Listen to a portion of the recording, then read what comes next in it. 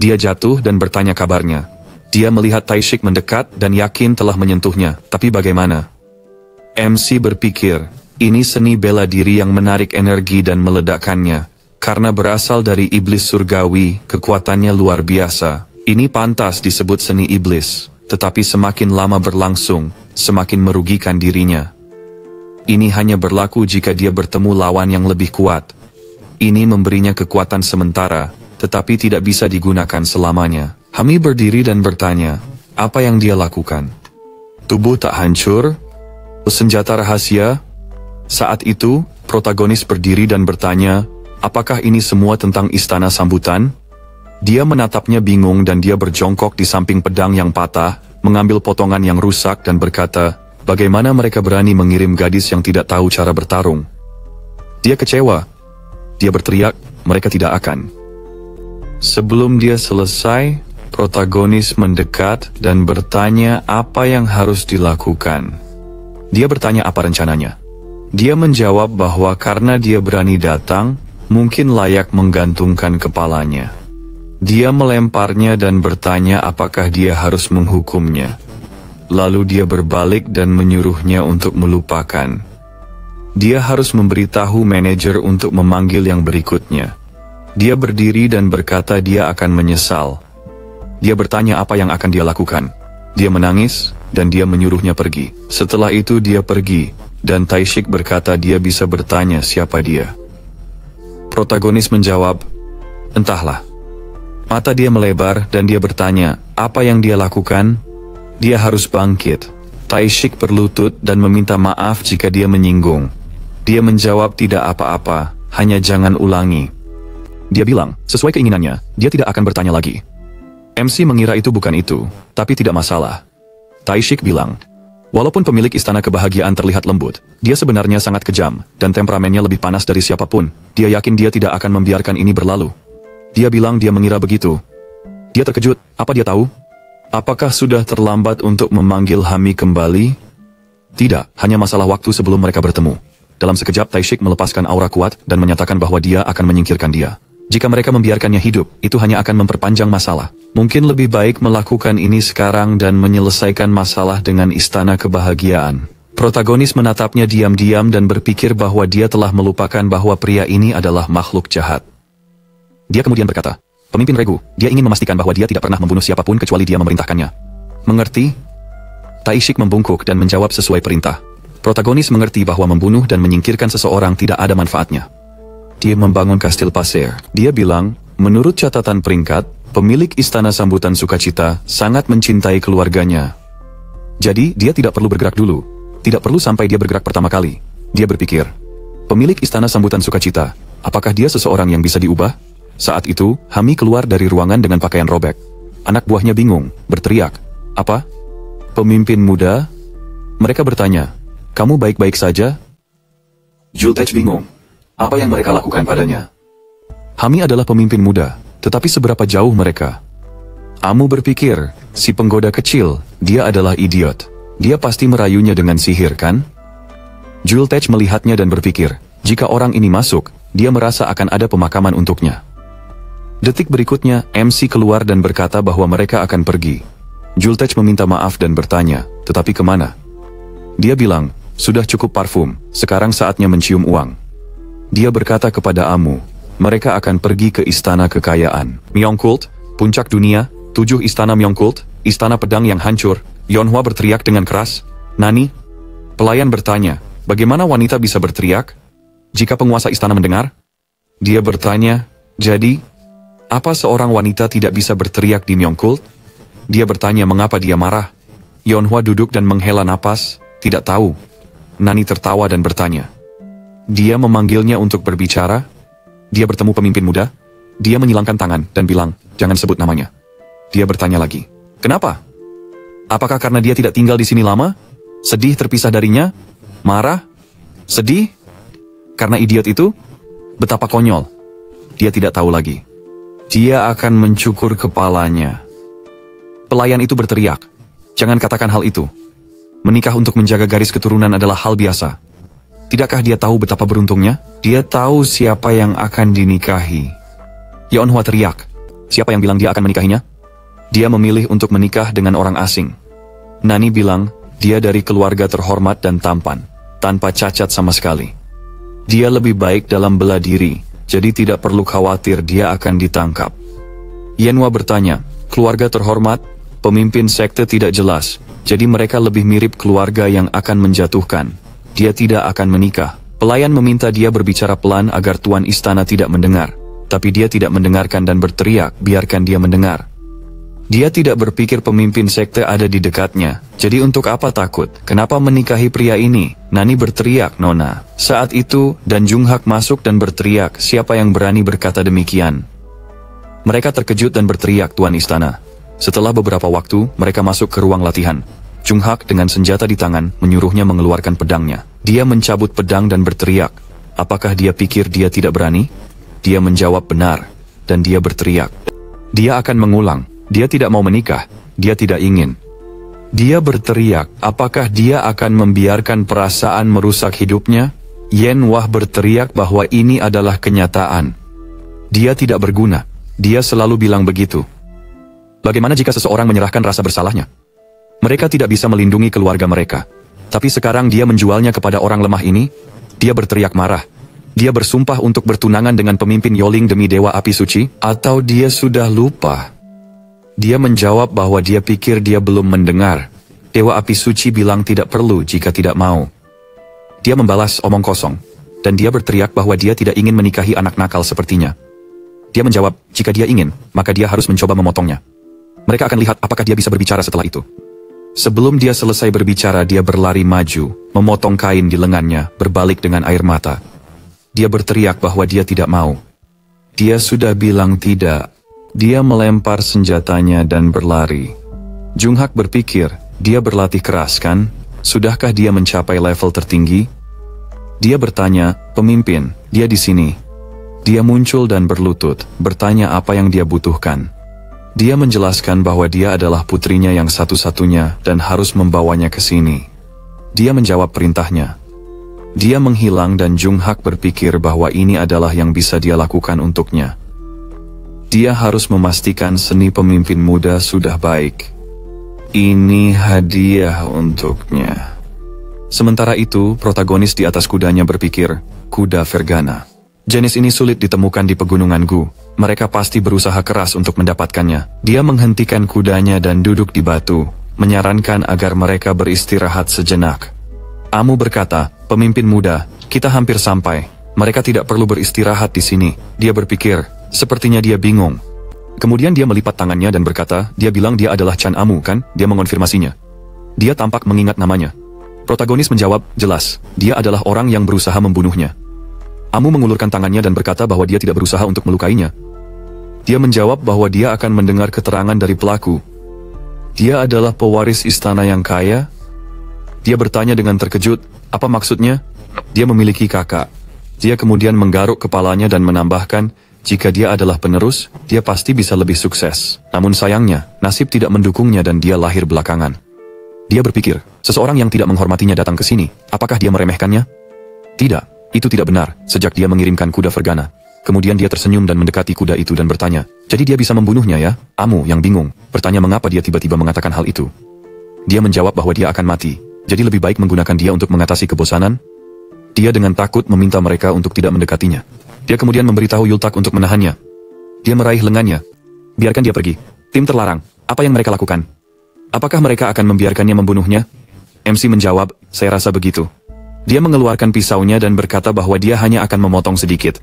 Amu berlari sambil berteriak, dan protagonis tahu bahwa ada orang lain yang memimpin. Dia memberitahu Taishik untuk tidak menjawab. Dia berbalik ke Amu dan memintanya untuk diam. Dia belum melakukan apa-apa. Amu berteriak, Birang, apa yang terjadi? Dia harus segera menjauhkan mereka darinya. Chun Birang melepas topinya dan berkata, pemimpin muda, tolong, dia harus berhenti. Dia berbalik dan bertanya siapa dia. Dia membungkuk dan meminta maaf karena tidak memperkenalkan diri lebih awal. Dia adalah Chun Birang, pemimpin tim terlarang di Istana Kekayaan Dunia. Setelah itu, protagonis mengembalikan pedang ke sarungnya dan berbalik ke Amu, memperingatkannya untuk tidak melanggar batasnya lagi. Dia menepuk dadanya dan berkata, Istana Kekayaan Dunia, Kelompok ini sangat buruk. Orang-orang. Birang hanya diam untuk melindunginya jika ada bahaya. Protagonis bertanya, apakah dia yakin tidak hanya mengintainya?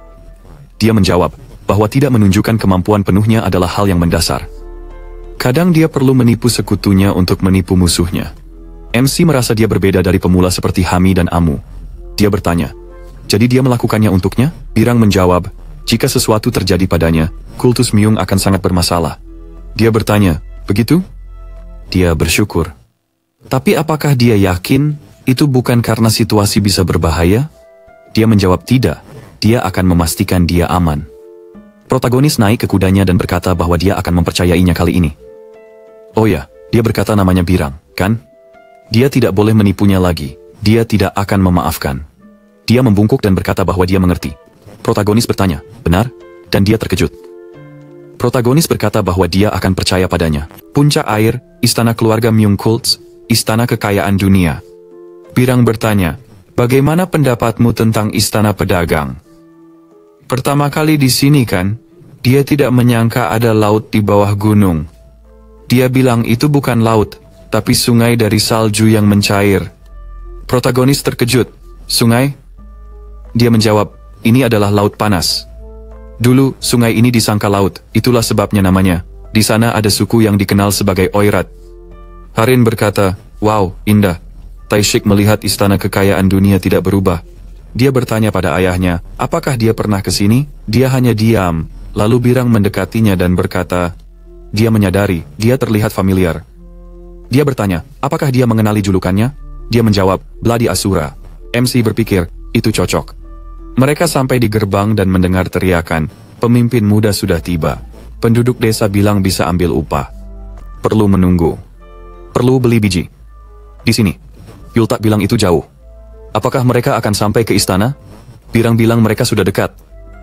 Tetapi, Yultak yang bingung, berkata, Yongnim, protagonis terkejut mendengar itu. Yongnim, Myung Kult, istana kekayaan dunia. Jong Samin terkejut, Tuan, kenapa dia di sini? Ya Yuljin bilang ayahnya khawatir. Dia bingung apakah dia lupa janjinya. Dia adalah anak sulung dari istana darah menari. Samin bertanya, tidak tahukah dia bahwa Oirat sedang mengalami badai pasir? Nada suaranya tidak enak. Hidup tidak mudah saat ini. Apakah dia berharap mereka bisa maju dalam keadaan ini? Dia menjawab, dia mendengar bahwa Amu mengalami insiden buruk di restoran Myeongchon. Sebagai pemimpin asosiasi, dia merasa menyesal dan ingin bertemu. Dia bilang, dia sibuk, tidak perlu. Tapi jika mau bertemu, tinggal minta kontak. Yuljin bertanya, bukankah dia di...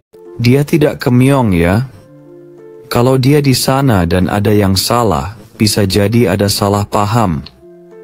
Pemimpin, Samin menoleh dan bilang dia tidak yakin karena dia hanya melakukan apa yang dia mau. Yuljin lalu berbalik dan bilang dia akan mencarinya. Samin bilang tidak perlu ke dia. Sekejap, cahaya terang dari Yuljin memotong daun tanaman. Dia mengembalikan pedangnya ke sarungnya. Samin cepat bersandar dan menangkap pot tanaman. Yuljin mengatakan, tanaman dengan antraknos bercak bisa bertahan jika ditangkap lebih awal. Potong saja daun yang terkena, tapi jika tanaman dibiarkan lama, harus potong dari akarnya. Dia akan mengurus masalah Oirat untuk minta maaf. Samin berpikir, sepertinya dia tidak jauh dari alam iblis tertinggi. Dia berpikir dia bodoh. Sementara itu, Yuljin keluar dari gedung. Tewa, komandan skuad dukungan, menghampirinya. Dia menaruh jubah di bahunya dan bertanya, apakah dia hanya akan... Oirats hanya alasan. Uang yang diberikan berkurang. Dia bilang, jangan tanya yang tidak penting. Dia membungkuk dan berkata. Saat itu, burung mendarat di tangannya. Dia bertanya, apakah ada yang dia kenal di sini? Dia mendengar Hyongnim dan menoleh. Protagonis melihat dan berpikir, saudara Yultak, apakah mereka di istana? Dia ada di sisinya? Yuljin lewat dan bilang mereka sudah lama tidak bertemu. Protagonis bertanya, ada urusan apa di istana? Dia bertanya, kenapa tidak boleh di sini? Apa kabar pemimpin muda? Kenapa dia di sini? Dia menjawab, dia tidak ada alasan untuk di sini. Yuljin melanjutkan dan berkata, karena mereka tidak mau menjelaskan alasan, dia pergi. Yultak berkata khawatir, Hyongnim. Dia bertanya, dia masih menyedihkan? Dia berbalik dan minta bicara. Dia setuju. Dia menghela napas dan meletakkan. Tapi Tuan Yuljin, mengapa dia di sini, di samping dukungan dari White Fighting Seven? Dia tidak di sini untuknya, kan? MC berpikir, Yuljin bilang dia anak tertua dari Istana Darah Menari, Yultak. Sementara itu, Taishik melihat gambar Yuljin dan mengatakan Yultak peringkat 15 di Myung Cult, anak tertua dari pemimpin Istana Darah Menari, dan memimpin kekuatan terpisah. Dikenal sebagai tim dukungan White Fighting Seven. Peringkat 15, dia tidak tampak seperti sudah bertahun-tahun melakukan ini. Keren. Harin melihat gambar dan menambahkan, Istana Darah Menari adalah kekuatan terkuat di 7 istana Myung Cult. Protagonis melipat tangan dan berkata, Yultak, penguasa Istana Yulcheon, tidak lapar. Dia bertanya heran, kenapa dia bertanya ini? Dia menjawab, ya sudah. Yultak berdiri dan berkata, apa yang terjadi? Ketegangan ini harus segera berakhir. Protagonis berpikir dia satu-satunya yang tegang. Yultak mengulurkan tangan dan berkata, tidak ada yang spesial. Pria itu adalah penguasa Istana Darah Menari, dan peringkat kedua, ayahnya. Namun, karena dia anak selir, dia tidak pernah diakui. Di dalam kultus Myung, ini bukanlah hal yang aneh. Keluarganya mungkin terkenal dingin, tetapi kakaknya tidak pernah memperlakukannya sebagai anak selir. Dia mengajarinya bela diri dan peduli padanya. Dia berpikir, keterampilan bela dirinya tidak hebat. Lalu dia berkata, dia hanya tidak begitu dingin padanya, karena dia merasa kecewa sejak dia mulai menghabiskan hidupnya dengan pemimpin muda, pergi ke tempat-tempat yang tidak baik. Dia tidak ingin mendengar lagi. Dia menambahkan, pemimpin muda itu tidak berguna. Dia lebih baik. Dia yakin kakaknya akan berubah. Tokoh utama berkata, Istana Darah Menari. Dia terkejut. Mengapa? Apakah dia ke sana? Semua orang tahu Istana Darah Menari terhubung dengan bisnis pengawalan dan istana kekayaan dunia. Dia sepertinya memuji mereka, tetapi Istana Darah Menari sangat dekat dengannya. Dia berpikir, mereka berpengaruh di istana kekayaan dunia, jadi mereka berada di pihak yang sama. Dia berkata, baiklah, mereka harus pergi untuk mendapatkan informasi dari mereka. Mereka harus memeriksa tanda-tanda penolakan. Yultak mengerti. Mereka akan beristirahat hari ini. Lalu, sebelum dia selesai, dia berkata sekarang. Dia terkejut. Apa? Sekarang?